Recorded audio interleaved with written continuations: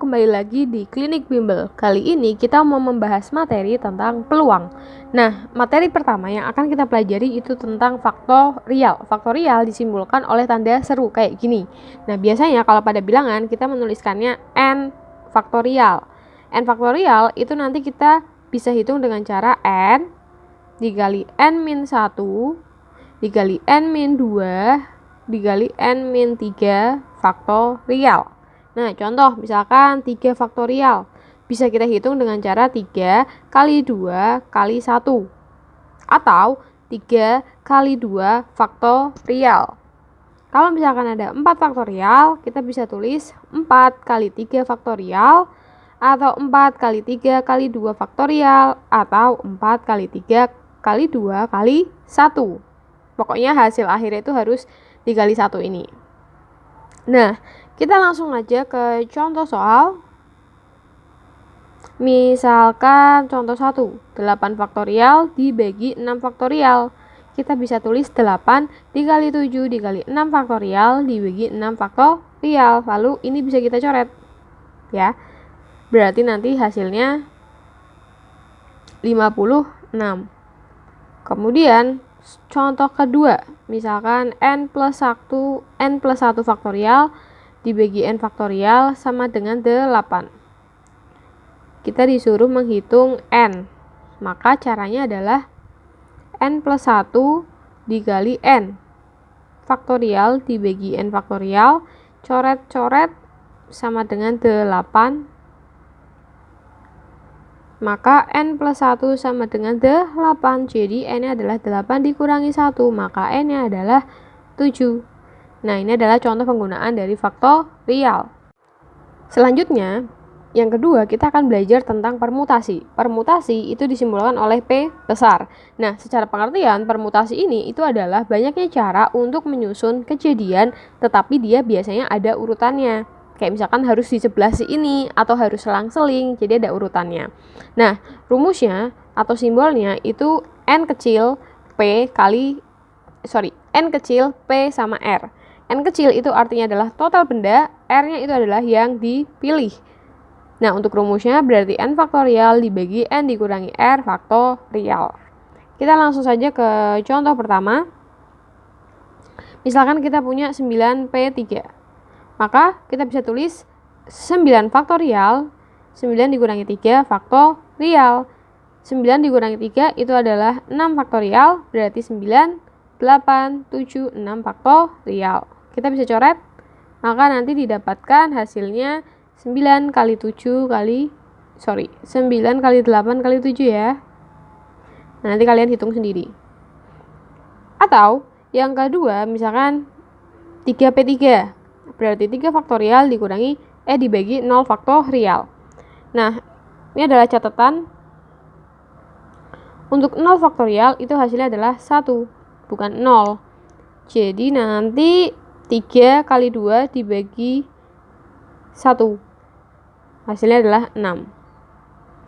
Nah, selain kita simbolnya itu seperti ini, ada juga yang menuliskannya gini. N, R. Jadi 9P3 itu bisa ditulis P9,3. Selanjutnya di sini akan dicontohkan soal permutasi yang bentuknya soal cerita. Nah, di sini ada 7 orang, dipilih 3 orang sebagai ketua, wakil, dan bendahara. Nah, nantinya kita akan mengenal kombinasi sama permutasi. Jadi kita harus bisa membedakan mana yang termasuk kombinasi, mana yang termasuk permutasi. Nah, untuk yang nomor 3 ini ada 7 orang dipilih sebagai ketua. Berarti kan disusun sesuai jadi ada cara untuk. Jadi gini, di soal ini tuh dibutuhkan susunan atau urutannya, yaitu ketua, wakil, dan bendahara. Jadi ini nanti masuk ke dalam soal permutasi. Tapi kalau nanti soalnya tidak butuh susunan atau urutan, itu masuknya kombinasi. Jadi untuk soal nomor 7 ini nanti bisa dihitung dengan cara permutasi. 7P3 berarti nanti 7 faktorial, 7 kurangi 3 faktorial. Nah, nanti coba kalian hitung sendiri. Kemudian, untuk yang ketiga, kita akan belajar tentang kombinasi. kombinasi itu simbolnya adalah C. Nah, bedanya dengan permutasi itu kalau misalkan kombinasi dia dipilih secara acak atau disusun secara acak. Untuk rumusnya kalian bisa lihat yang ada di dalam kotak ya. Jadi kita langsung saja ke contoh soal nomor 1. Misalkan 5 kombinasi. Maka kita kerjakan 5 faktorial 5 dikurangi 4 faktorial dikali 4 faktorial sama dengan 5 faktorial 1 faktorial 4 faktorial. Kita bisa tulis 5 kali 4 faktorial dibagi 1 faktorial itu 1 juga ya. 4 faktorialnya tetap. Lalu kita bisa coret. Maka nanti hasilnya adalah 5. Nah, kemudian kalau misalkan 5C1 sama dengan berarti 5 faktorial 5 kurangi 1 adalah 4 faktorial dikali 1 faktorial. 5 dikali 4 faktorial dibagi 4 faktorial kali 1 faktorial. Ini bisa dicoret ya, berarti nanti dapat 5. Artinya kita punya rumus kalau misalkan diketahui N, C faktorial kombinasi, maka nanti nilainya akan sama dengan nilai N itu sendiri. Selanjutnya untuk soal cerita nomor 3, ada 7 orang, itu akan dipilih 3 orang secara acak. Berarti kita menggunakan kombinasi, berarti langsung aja 7C3 berarti 7 faktorial dibagi 4 faktorial kali 3 faktorial berarti 7 kali 6 kali 5 kali 4 faktorial 4 faktorial 3 kali 2 faktorial. 4-nya kita coret, 3 kali 2 itu 6, berarti 6-nya bisa dicoret, berarti nanti hasilnya adalah ada 35 cara. Selanjutnya kita akan bahas yang keempat, yaitu tentang susunan. Susunan itu bisa diartikan sebenarnya hampir sama kayak permutasi atau di soal ini nanti ada urutannya, tetapi dia menggunakan kotak biasanya. Nah, misalkan di sini ada contoh, ada 10 orang duduk pada bangku yang sejajar. Bangku sejajar itu berarti lurus ya. Nah, misalkan ditanyakan duduknya itu secara bebas. Ketika duduknya secara bebas, maka kita bisa tulis duduk itu kan nanti susunan ya, berkaitan dengan susunan. Ada susunannya di situ, berarti dia pakai permutasi, jadi kita bisa tulis 10p10 karena 10 orang itu akan duduk di bangku yang totalnya juga 10, atau nanti bisa ditulis 10 faktorial. Nah, biasanya kalau bentuk susunan itu kita bentuknya kotak 1, 2, 3, 4, 5, 6, 7, 8, 9, 10. Nah, dari 10 orang itu kan akan duduk 1, berarti kita tulis 10 karena ada 10 orang. Karena sudah duduk 1, maka di urutan kedua itu tinggal 9 orang, lalu tinggal 8, 7, 6, 5, 4, 3, 2, 1. Jadi ini sama aja kayak 10 faktorial. Jadi kalau ada 10 orang itu duduk di bangku sejajar dan dia disusun secara bebas, maka kita bisa menggunakan permutasi 10-10 atau langsung 10 faktorial. Nah, ada contoh lagi, kalau misalkan ada 2 orang harus berdampingan, maka berapakah banyak cara duduknya? Nah, kalau soalnya seperti itu, maka karena 2 orang harus berdampingan, kita tulis 2 faktorial. Kemudian sisa orangnya kan berarti ada 8. Nah, ini kita tambahkan 1 faktorial. Kenapa ditambah 1? Karena 2 orang yang tadi duduk berdampingan itu kan masih bisa diacak, jadi menjadi satu kesatuan lagi nih. Jadi nanti 8 ditambah 1 faktorial berarti 2 faktorial ditambah 9 faktorial. Biar lebih paham, misalkan nih ada 4 orang harus berdampingan.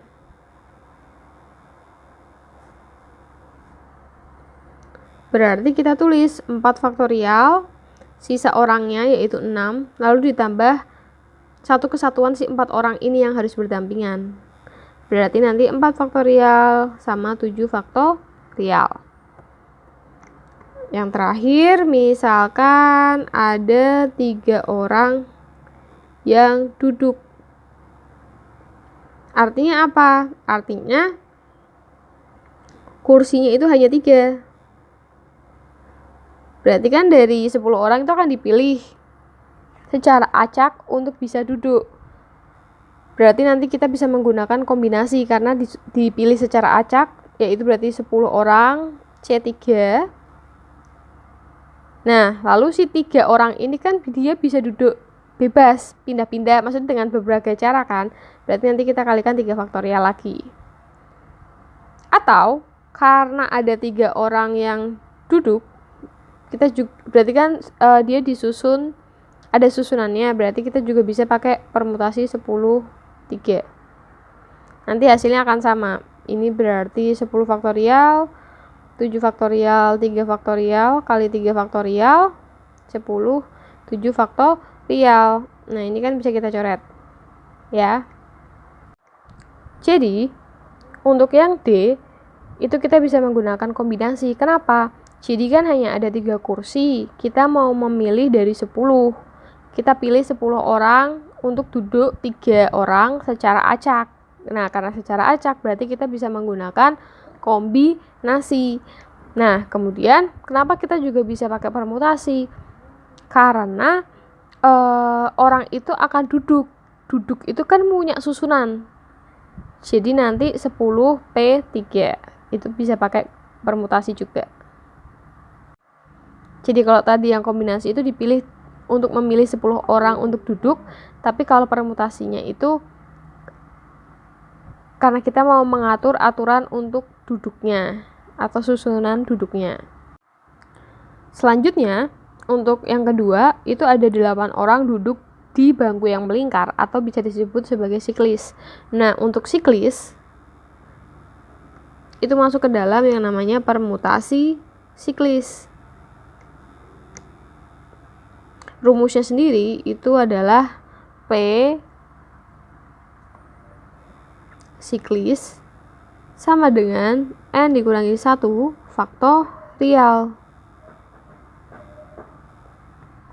Jadi untuk soal yang nomor 3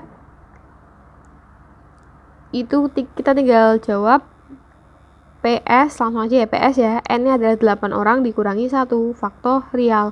Jadi nanti dapat 7 faktorial. Jadi kenapa sih di siklis itu dikurangi 1? Jadi ketika kita duduk melingkar, misalkan kita disuruh pindah nih. Kita kan nggak inget nih duduknya tuh tidak ada susunannya karena bentuknya melingkar, sehingga kita harus kurangi 1 untuk bekas duduknya kita itu gitu loh. Itu secara pemahamannya. Jadi kalau permutasi siklis itu selalu dikurangi 1 faktorial. Lalu kalau misalkan yang B ada 2 orang harus berdampingan. 2 orang harus berdampingan berarti 2 faktorial lalu 8 dikurangi 2 ya. Tadi kan ada 8 orang, sudah ada 2 orang yang duduk harus berdampingan, berarti sisanya adalah 6. Kemudian kita tambah 1. Tambah 1 kenapa?